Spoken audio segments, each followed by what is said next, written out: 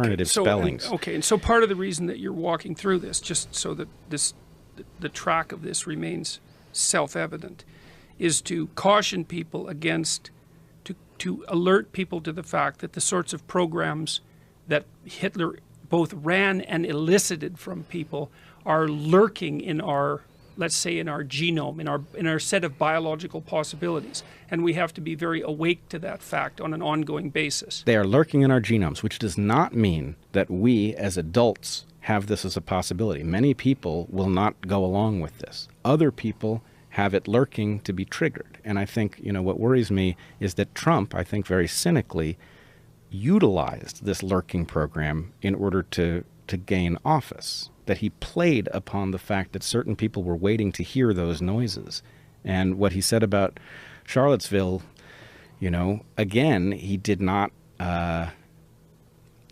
go after the white nationalists the way Did you see the white nationalist response? Did you see? No. The Daily Storm had. Is that what it's called?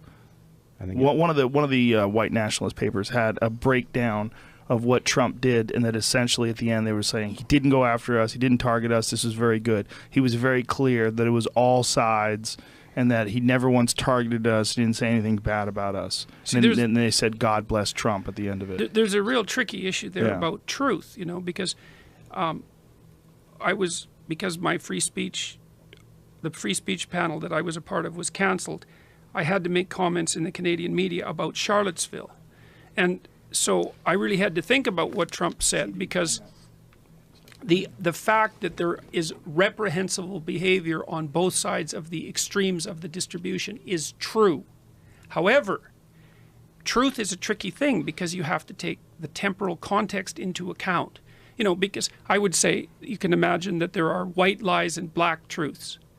A black truth is when you use the truth in a way that isn't truthful, just like a white lie is when you lie in a way that isn't harmful. You can use the truth to wound and hurt, and what that really means is that you've misused the truth, and so it's actually a complex form of lie.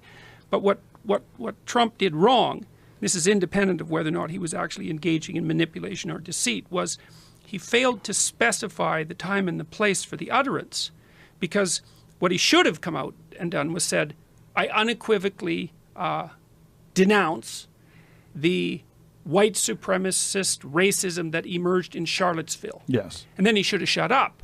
And then 2 weeks later, he could have said, well, would we look at the political landscape as a whole, perhaps commenting on Berkeley, he could have said, it's pretty obvious that there are reprehensible individuals acting out at both ends of the extreme, but the Charlottesville week wasn't the week to make that point. So, and why he did that? Well, it could be just ineptness, because it was a very tricky week to exactly get things right. I don't think so. I think actually we can look at the what he did during the election, and I think we should expect that he would do exactly what he did. Well, fair enough. I think there's a wink and a nod to them always. What is neo-Nazis and white supremacists applaud Donald Trump's response to Dale? Yeah. See if you could see the actual. Does it show the actual text of what they wrote? Because quote from the editor here, right there. He refused to even mention anything to do with us. And reporters were screaming at him in the white nationalism. He just walked out of the room. Huh. Right. There was an actual article that they wrote on one of those websites. Trump's comments were good. He didn't attack. That's it. He didn't attack us. Just said the nation should come together. Nothing specific against us. He said that we need to study why people get so angry, and implied that there was hate. ... on both sides! ! So he implied that the Antifa are haters. Mm-hmm. I mean, so that energized them in a way, and. I mean, there's no secret that they support him. My friend Alonzo Bowden has a very funny quote. He's a comedian. He goes, "Not all Trump supporters are racist, but all racists are Trump supporters." Right. And it's a great quote, and there's political power in that. Whether or not Trump is a racist, or whether it's the wink and the nod to that side, that is the only wink and the nod that they're getting.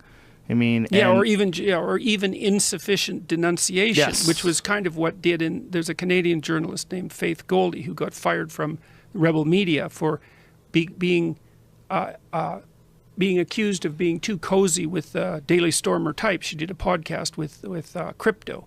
And I listened to the podcast very carefully. She was actually one of the people that was supposed to be a panelist on this free speech talk. So that put us in a real bind.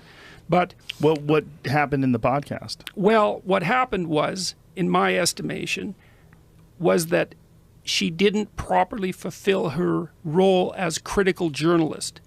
It was sort of like a discussion with your friendly neighborhood neo-Nazi. And what I mean by that is she didn't ally herself with any of the purported aims of the neo-Nazi people she was talking to, but I think she failed to criticize them sufficiently. She didn't ask the tough questions, you know. Now, that was it was a fatal error. I mean, she got fired from Rebel Media, and it's going to have terrible repercussions for her, although she may land on her feet. But Rebel Media is very conservative as well, right? It's certainly by Canadian standards, yeah, that's right. No, Rebel Media imploded in the aftermath of Charlottesville because of what Faith Goldie did with the Daily. It wasn't even the Daily Stormer. It was a group called Crypto, but they're associated with the Daily Stormer. So she went on there, which I think you could make a case that that's okay as a journalist. You can go talk to neo-Nazis, but the question is, how do you talk to them? And the answer to that is, you point out their agenda. You don't allow them to masquerade as friendly, innocent people. You can't do that. And so I would say she damned herself by insufficiently criticizing the villains. It was something like that. Familiar? I'm sure you are familiar with Louis Theroux. No, I'm not, actually. Louis Theroux, the documentarian. Do you know him from England? No. Fascinating guy. Fantastic. Like one of the best. And one of the things that he's done is, he's interviewed a ton of different people, but one of the great ones that he did was the Westboro Baptist Church. And he sort of embedded himself with them and was very congenial and very kind and unthreatening, and stayed with them for long periods of time, like weeks on end, and got them to eventually expose who they were and understand from the point of view of an insider in a sense, without necessarily condemning them, but with just constantly asking questions, but being very, very polite about it. Not like a lot of serious confrontational criticism, rather, but a very friendly, sort of polite British way of discussing things. And he's particularly good at embedding himself. He did it with Scientology. He's done it with a bunch of different groups. He embeds himself and just sort of... Right, so there's a justification for attempting that sort of thing, clearly. Yes, yeah. But